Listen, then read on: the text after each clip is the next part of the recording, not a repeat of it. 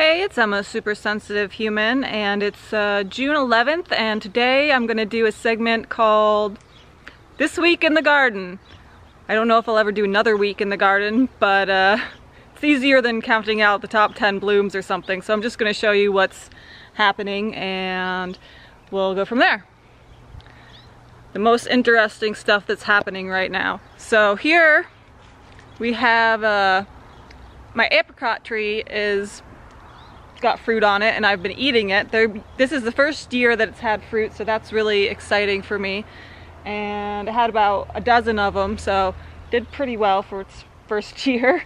And they're delicious, and the birds aren't eating them and the bugs aren't eating them, so I don't have to block it off with a net or anything, so I consider it very successful.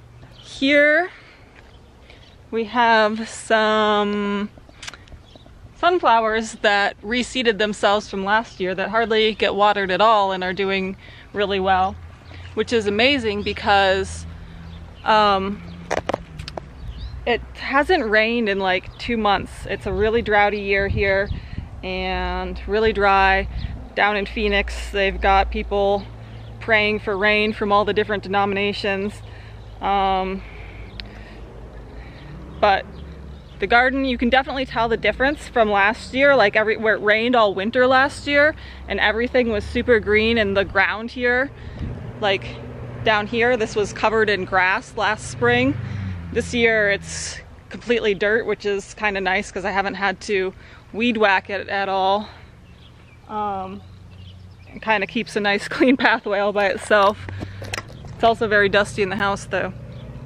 So dry year, and you can tell the difference, and you can tell the difference in all the plants and the way that they did from not having very much water during the winter time, because they kind of set out their roots and decide how much fruit they're going to have. I think already, depending on how much water they get in the winter and early spring, and so they're not doing as good this year because I'm not a very good waterer, but they still, nevertheless, the garden is really filling in this year and really lush from it being its 4th year.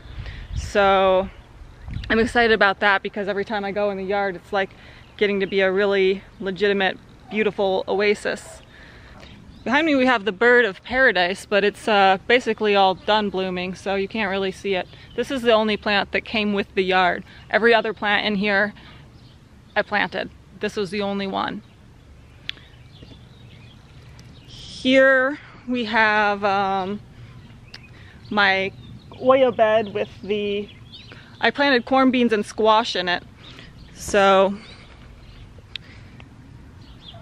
you can see here's some corn coming up, and I'm still surface watering it, so I'm not relying on the Oyas yet because there's no way that that's going to get to the roots of these little guys.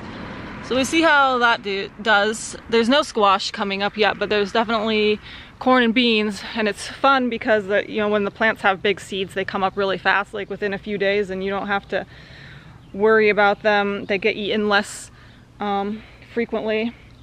Whenever I try to plant little seeds and flower seeds and stuff here in the desert, I'll just water it for 2 weeks and nothing happens, and eventually I give up because it's a pain in the butt. And well, when the sprouts come up, when they do come up, they like disappear overnight because something eats them. Here we have the Mimosa Tree. These are my favorite when they all start blooming because they're so tropical and pretty, and the hummingbirds come all around and try and drink them, and I don't know if they're very easy to get nectar out of, but the hummingbirds try anyway. Similar with the hollyhocks, give everything a nice tropical feeling. And so when I'm looking out my window here, my living room, I get to see the hollyhocks and mimosas blooming and the birds buzzing around, which is fun.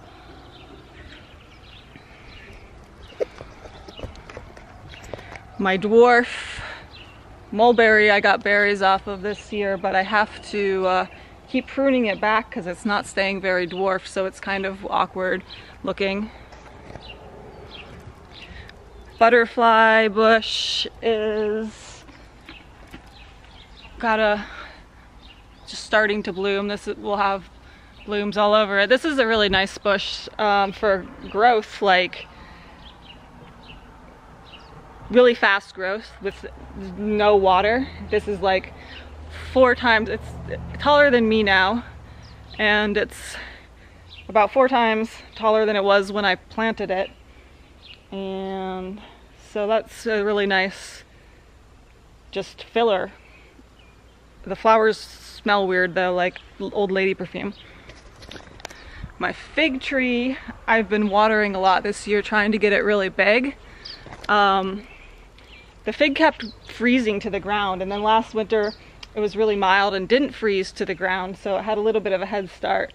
So instead of watering it, most of the trees get watered like twice a week or once a week or twice a week, but this one gets watered like every day because I'm trying to get it to grow big and tall for my sunbathing patio here. This is like my semi-topless sunbathing area if I'm feeling brave, that I've enclosed this year with plants here and this trellis here. This is pointing toward the road that way. So it has a rose growing up it that I got, and a new, this is a banana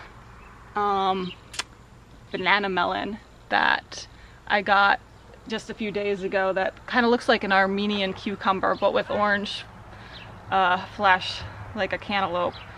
So maybe that will grow up the trellis too. I don't know how it's gonna do. These things are really nice atmospherically, but smell-wise I have to stay like over a few steps away from them because the flowers are too stinky for me. They don't really give me a headache, but it's just like really intense. When you have multiple chemical sensitivity, all the smells are like heightened. The area of your brain that senses smell like has a lot more blood flow to it. It's like hyper alert, so you can smell everything a lot more, whether it gives you a headache or not. And some natural scents like plants do give me a headache, but like rosemary is horrible. Rosemary is like the #1 worst plant ever for multiple chemical sensitivity. These ones are just like, oh, I don't want to be too close to that.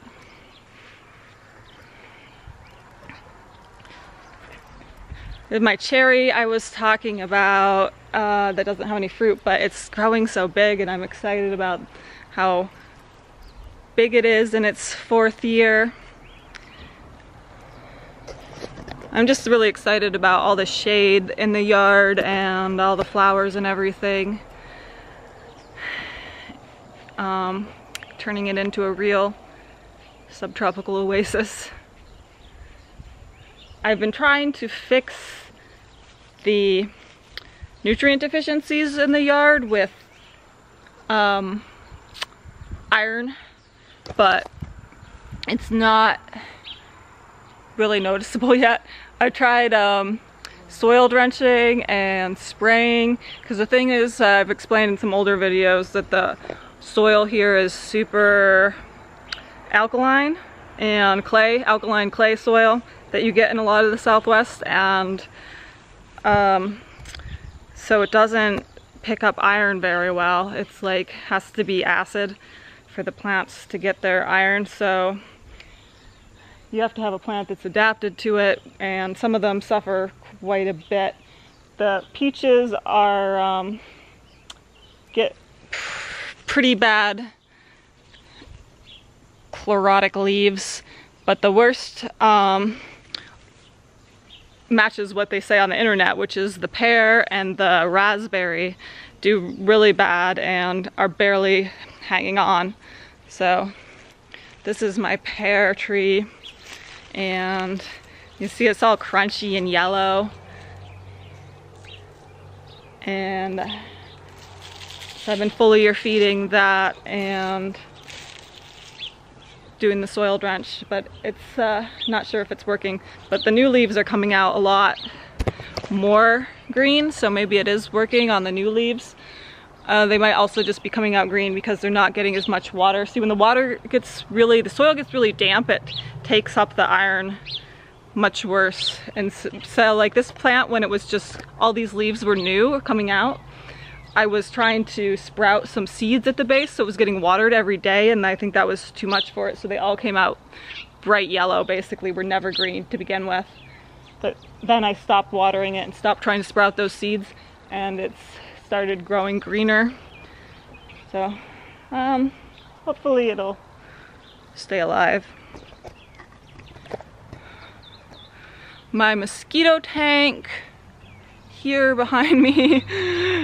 Yeah, that's what it is right now. It's a mosquito tank, and I'm going to, I tried to put in the water plant to make it grow because it's a water taro, but it's just making the water all brown, and then the mosquitoes decide that that's a good place to lay their babies, larvae, come out and swim around, and then they get inside my house. So I'm just gonna go back to watering this probably by itself outside the tank and redo this today or sometime soon, dump out all the water and put in fresh water.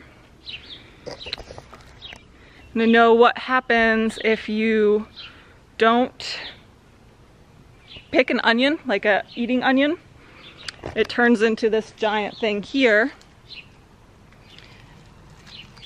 Giant octopus of onions, just keeps on spreading outward, so, and gets these beautiful onion flowers on it, so that's pretty cool. This is like a couple-year old onion. Here I'm growing a squash, which is like big bites out of the leaves. And if I didn't see it for myself, I would have thought it was a bug, but it was Mercy. Mercy was eating the squash leaves to make herself throw up because she had a bad stomach, I guess. And over here we have the pineapple guavas are flowering right now, which are really pretty. These flowers are pretty awesome. They're all concentrated at the bottom of the bush. I don't know if I'm going to get any at the top of the bush or what. I've never had it fruit. I've heard that it doesn't like to fruit very well in the desert where it's hot, but more of a cool plant, cool temperature plant that like you'd find on the California coast. But maybe someday, because pineapple guavas are awesome. We used to call them yum gums because they taste like bubble gum, yummy bubble gum. And you can't really get them in the store very often because they're just don't keep well, so they don't usually sell them in the store. They bruise easily. And I'm stoked about this new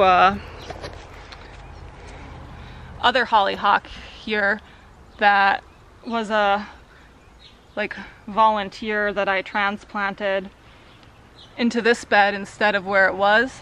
And I'm really excited about it and excited about the color because it's kind of like a lighter pink color. It's not quite as dark as the big one. So I don't even know if it's from that one, if they can change colors from their parent or what, or if it's from a different one, totally from somewhere else in the neighborhood that a bird pooped out. But I'm really excited to have another hollyhock.